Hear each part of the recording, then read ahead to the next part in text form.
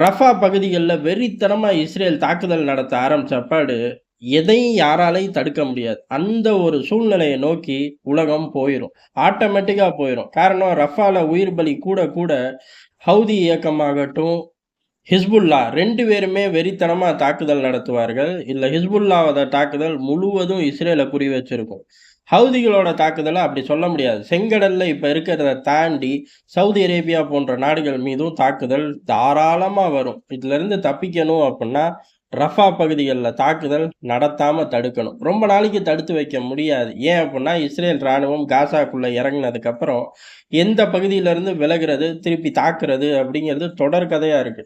ஏறக்குறைய இந்த படத்த 2, 3 வருஷத்துக்கு ஓட்ட கூட பெஞ்சமின் நெதன்யாவும் தயாரு, நண்பன் அமெரிக்காவும் தயாரு. 2, 3 வருஷத்துக்கு உக்ரைன் யுத்தம் மாரிலாம் ஓடிக்கிட்டு இருந்துச்சுன்னா, மத்திய கிழக்குல புரட்சி வெடிச்சே ஆகும். யாராலயும் நிம்மதியா வாழ முடியாது. அழிவு இல்லாட்டி நிம்மதியா வாழ முடியாது.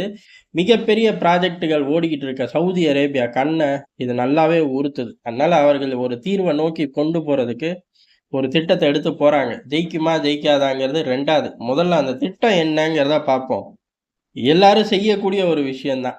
இஸ்ரேலையும், ஹமாஸையும் ஒதுக்கி வச்சுட்டு பேச்சுவார்த்தை ஆரம்பிச்சிருக்காங்க. இந்த 2 பயலுகளும் இல்லாம, மத்த நாடுகள் பாலஸ்தீனோடத்தோட ஆட்கள் உள்ளுக்குள்ள வந்துருவாங்க. கத்தார் வந்துரும், எகிப்து வந்துரும், ஜோர்டான் வந்துரும்.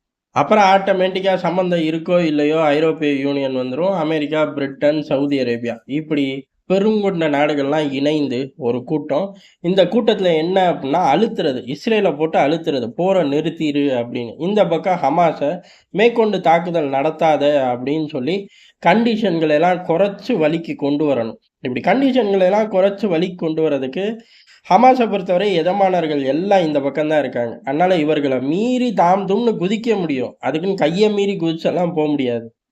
இஸ்ரேல பொறுத்தவரையும் அதே தான். ஆனா இங்க என்ன அப்டின்னா, அடிஷனல் ஒரு பெனிஃபிட்டோட நகர்ந்து வேண்டிய ஒரு கட்டாயம். அப்படி இல்லாட்டி இஸ்ரேல் ஒத்துக்காது. இஸ்ரேலுக்கு சவுதி அரேபியா தன்னை அங்கீகரிச்சா பெரிய கொண்டாட்டம். போதுமே, ஏத்துக்கிட்டாலும் பிடிக்குதோ பிடிக்கலையோ ஏத்துக்கிட்டு தான் ஆகணும். சவுதி அரேபியா தான் அந்த பக்கம் ஒரு அண்ணன். அதனால அவர்கள் ஏத்துக்கிட்டதுக்கப்புறம் மெல்ல மெல்ல 1 டசன் நாடுகள் மத்திய கிழக்குலேருந்து வளைகுடா வரை பின்பற்ற ஆரம்பிச்சுருவார்கள்.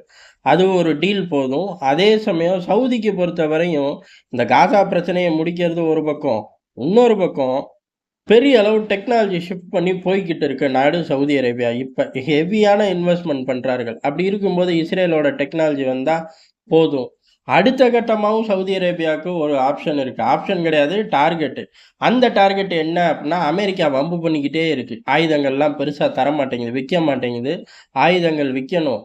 அதே மாரி கூடவே நியூக்ளியர் பிளான்ட்டுக்கும் தீவிரமா நாங்க களத்துல இறங்குறோம். டிஸ்டர்பும் பண்ணி தொலைச்சிராத, சப்ளையும் பண்ணு அப்படின்னு சொல்லி 3 டார்கெட்ட நோக்கி சவுதி அரேபியா ஓடுது. முழுக்க முழுக்க தங்கள் நலன் சார்ந்து, கூட அடிஷனல் இன்சென்டிவா பாலஸ்தீன் விவகாரத்தையும் முடிச்சு விட்டுருவோம் அப்படின்னு நினைக்கிறாங்க. இதெல்லாம் கைகூடி வருமா அப்படிங்கிறது ஒரு பெரும் கேள்வி. காரணம் அமெரிக்கா ஆயுதங்கள் கொடுக்க ஒத்துக்கணும், அணு ஆயுதத்தை தடுக்கக்கூடாது. அதே மாரி இஸ்ரேல் இந்த பக்கம் டெக்னாலஜிலாம் ஷேர் பண்ணிருவாய்ங்க. அவனுங்களுக்கு தேவையானத ஒத்துக்கிட்டா, அங்கீகரிச்சுக்கிட்டா ஓகே. ஆட்டோமேட்டிக்கா நடந்துரும். இதுக்கு நடுவுல சிக்கல் இல்லாம இருக்கணும். சவுதி அரேபியா கிட்ட அணு ஆயுதம் போறத ஈரான் விரும்புமா? விரும்பாது. அப்ப ஹவுதிகள விட்டு 2 ராக்கெட்ட ஏவ விடுவார்களா? தாராளமா செய்வாங்க. இந்த மாரி பல சிக்கல்கள் கடந்து போணும். ஆனா இம்மீடியட்டா ஒரு மைலேஜ் கிடைக்கும் அப்டின்னா, போர் நிறுத்தமாச்சும் வரும். இல்ல ரஃபா பகுதிக்குள்ள நுழையிறதையாச்சும் தள்ளி போட முடியும்.